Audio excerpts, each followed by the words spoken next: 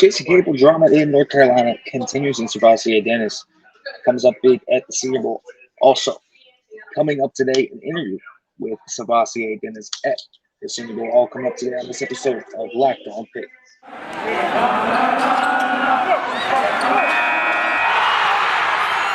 You are Locked On Pitt, your daily podcast on the Pittsburgh Panthers, part of the Locked On Podcast Network, your team every day.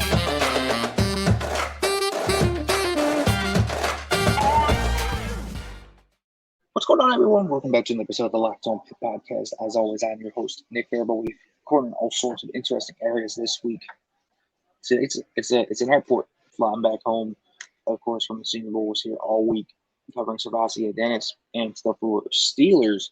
But today we are talking about Pitt and what SirVocea Dennis did. But first, I want to kick it off with Jason Capel, because this is drama that just gets more interesting the more you hear about it, and the more I've thought about it. The odder it gets, I mean, it really does. It's quite an odd thing. But first, folks, let me let you know that today's episode is brought to you by FanDuel. This episode brought to you by FanDuel Sportsbook, the official sportsbook of Locked On. Make every moment more. Visit FanDuel.com/LockedOn today to get started.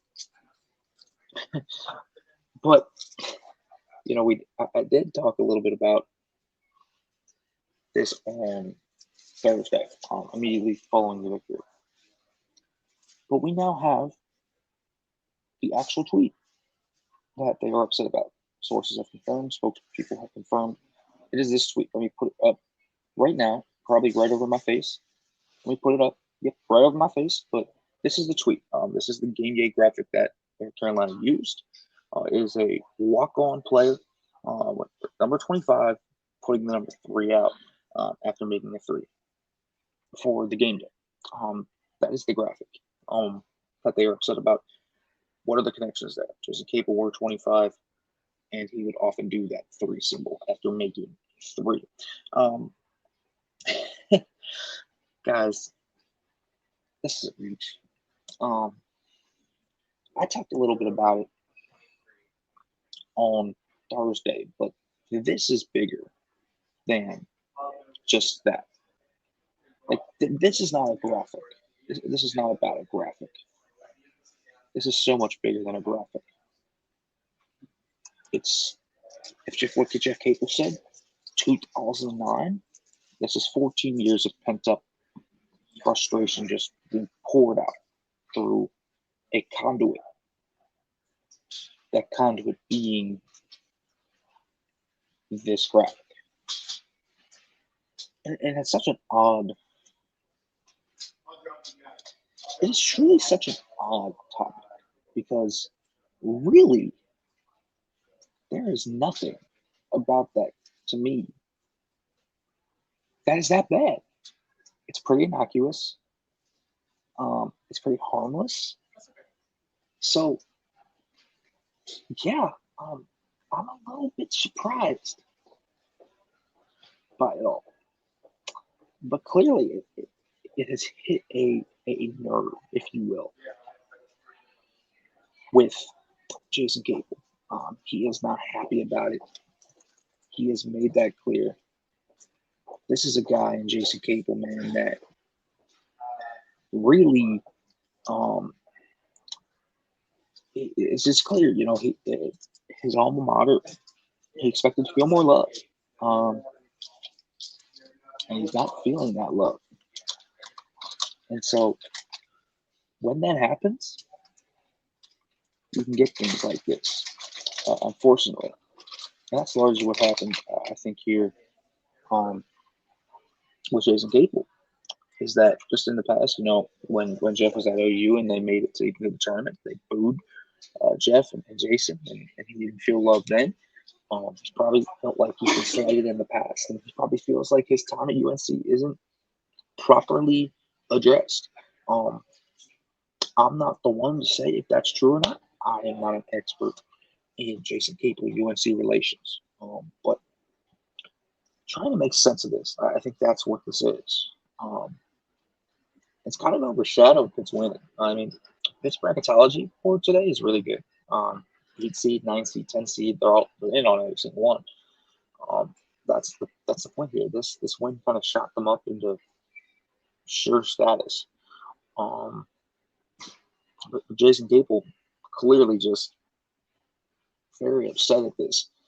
Otherwise, I mean, if you saw the tirade, it came from a place of passion. And the way that Jeff Capel described it came from a place of passion too. This has been a thing building for years. I think that can become very,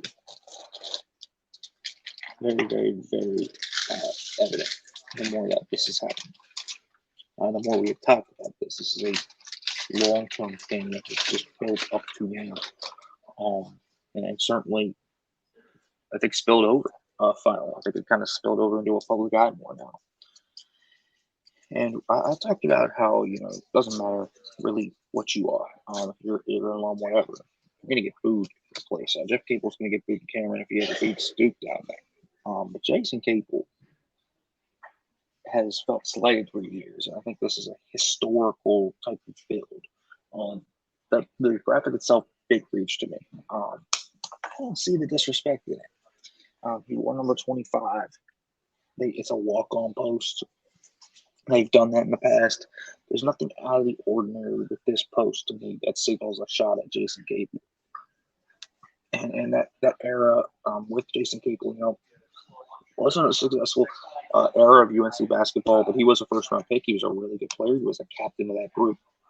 So, honestly, when you look at it, this is just an unfortunate thing that has blown up and overshadowed a win.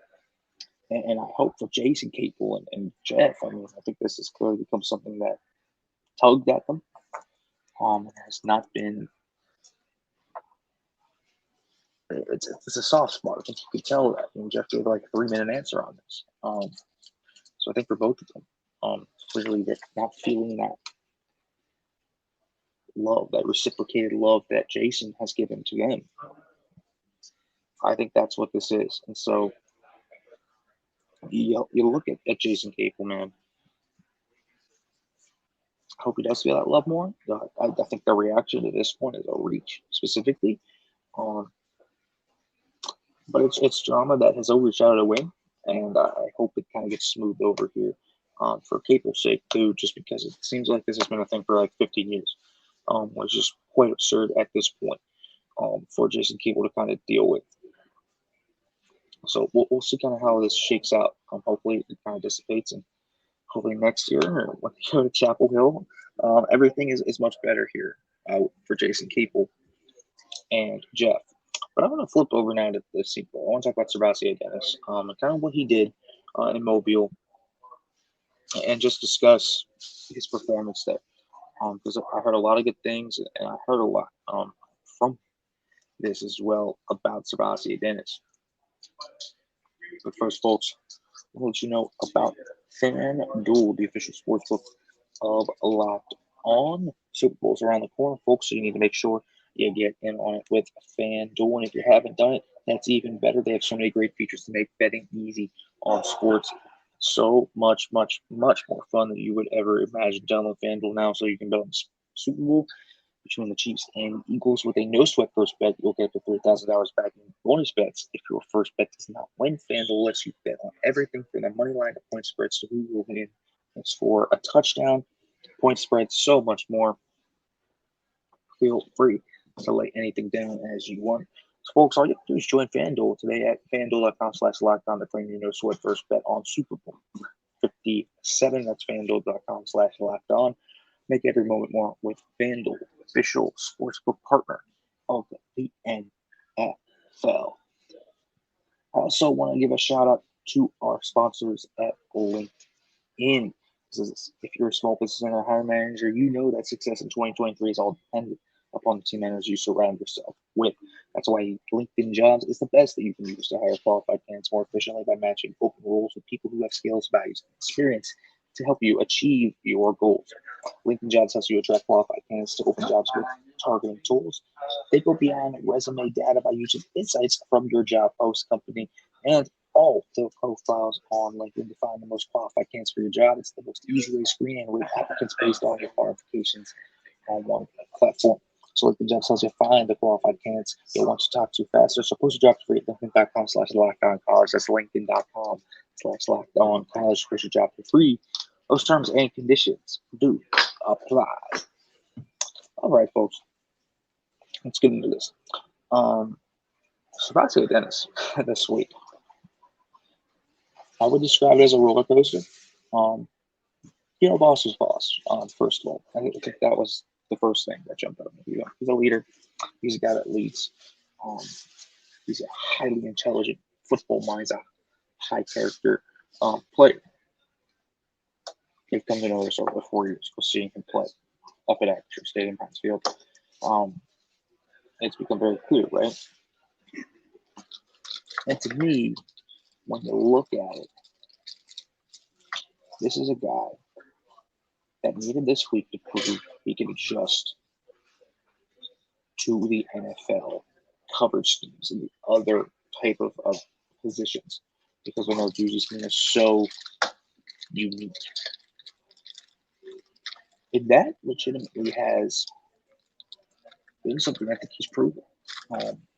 In some regards, I think the coverage area is still like, okay, what's going on?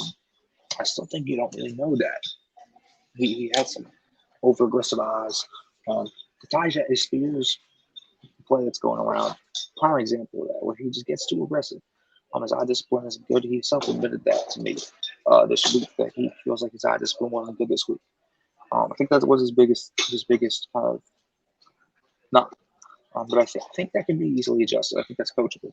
So I think that's good news for SirVocea Dennis, first of all. I think it's a coachable thing. Second of all, he's an athlete. He's a good athlete. One of the better athletes here, actually, at the linebacker spot.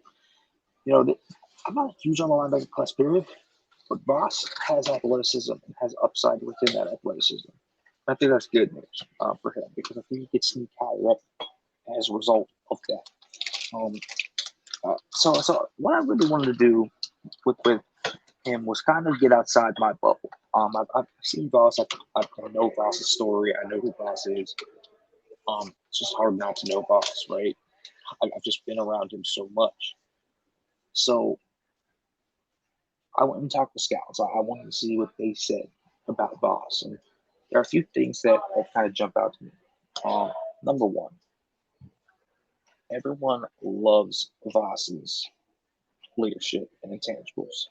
Someone said it kind of jumped out at them, his leadership skills. So he conducted himself almost like a coach at times, but kind of how he commanded the field. I think that is the biggest thing people came away with. He killed his interview process, and that's not surprising. Voss is kind of a guy that killed that interview process, but he really, really smoked it here. So I think that's going to be a big boon to him. Number two, I think his aggressiveness and his fearlessness got a lot of buzz. There was one play on Tuesday where Osiris Torrance, who's probably the top-rated guard here, probably the top-rated guard in the draft, actually, came around on the pull, and Voss took him down the hole, shed the block, and made the tackle. To me, that is kind of the guy that we've seen, the aggressiveness, the guy that fights downhill, the guy that doesn't really care. The guy that's going to play fearless. That has very much been, to me, SirVocea Dennis. And so I still think it's SirVocea Dennis, and I still think this is kind of him. And so when you look at it, I think this is a strong week for Voss. I think he helped himself. I think he's going to go somewhere between the third and the fifth round, probably towards the later end of that. But watch him this week. He got better. Day one, he was pretty bad. I'm not going to lie. I think this, his primary coverage drills and his eye discipline that day was not good. But he ended on a high note. Got a pick. Took it back for a pick six. I thought that was encouraging to see. And then I thought day two was much, much, much more encouraging. We talked about, kind of what you need to do in order for everything to work, right? Well, that's what you need to do. To me, is you got to improve. You got to get better. And that's what Voss did. Second day, he was good. Run defense was good. He was communicating a lot. He was highly intelligent. Great in the run defense department. Getting praise from his coaches. He was good. I think second day was his best day. Third day started off rocky. A little bit of coverage drills. I think he righted the ship though. Almost looked like he got hurt at one point where he kind of twinged his hamstring. But he ended up coming back and playing well. So he ended it. He weathered the storm. I think it's going to be a good week. I'm excited to see him in the game. It's going to have a lot of opportunities in the game too. That's a banged up linebacking core over the week that has dealt with a lot of injuries. So this should be a guy that honestly steps up big time and ends up kind of getting a lot of playing time. When you look at it, this is a guy that should get more playing time. So yeah, I look at it and I think that Voss has a chance to really work from this. And then you kind of look at other guys. Haba at the Shrine game having a pretty good game. Then had a week where he was unblockable from what I've heard, which is great news. You love hearing that one of those guys is just unblockable and is just so good and he's unreal. That's kind of what you get from this. And Carter Warren, a guy that's really good interviewer and really a guy that can raise his ceiling, might not go super early, but has a chance to. I think that is important too. So I look at this, man, these all-star games for these guys as real resume builders, and for Voss especially, a guy that needed a resume builder. Let me play you a quick package of Voss from the Senior Bowl, where he just kind of talks about his versatility, what he views as kind of an opportunity to further himself, and kind of, that familiarity with that kind of familiarity with this kind of environment already, just by working with the Steelers, just kind of knowing it. I think that is something that stuck out to me, is that he kind of just was like, I know this already. I feel like I can bounce back, and I think actually that environment actually really did help us kind of come into fruition. But let me play you this quick package of Voss and just kind of what he said. Good day. It's an honor to be out here. It's a blessing. And just being around these guys, you compete every day, you get better, and you see the competition that you're up against, and it's a good feeling the way you're about. After playing in Pat Narduzzi's unique scheme at Pitt, Dennis came to the Senior Bowl to showcase a new side of his skills. Definitely, and just my skills. Like, not everyone thinks, our defense is a defense anyone runs in the NFL or anything like that. So I just wanted to come out here and show them that I can adapt and definitely get, adapted to a new defense. Yeah, and practicing in front of the Steelers for 4 years, Dennis feels prepared for this moment. Yeah, definitely. Here it's like all eyes are on you, everything you do, and when you're at Pitt, it's the same way. You're right next door to a NFL team, so it's the same way here. All eyes are on you, and you just got to be, represent yourself well and good gentleman. Now, Dennis is close to reaching his NFL dream. That I'm a linebacker that I can definitely play in the NFL. Size doesn't matter, scheme doesn't matter. I can do it. So that's what I want to prove here. That's what I did, and hope to continue throughout the week. Just kind of other things that weren't mentioned there. He does have a combine invite, so we'll see Voss in Indianapolis. I'll talk to him there, of course, as well.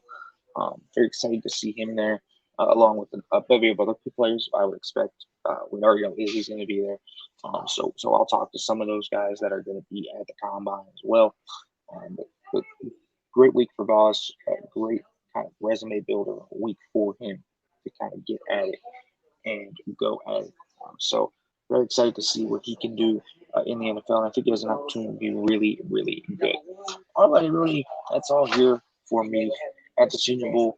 And this is all for me in this episode. So, as always, folks, thank you for listening. And as always, hail to Pitt.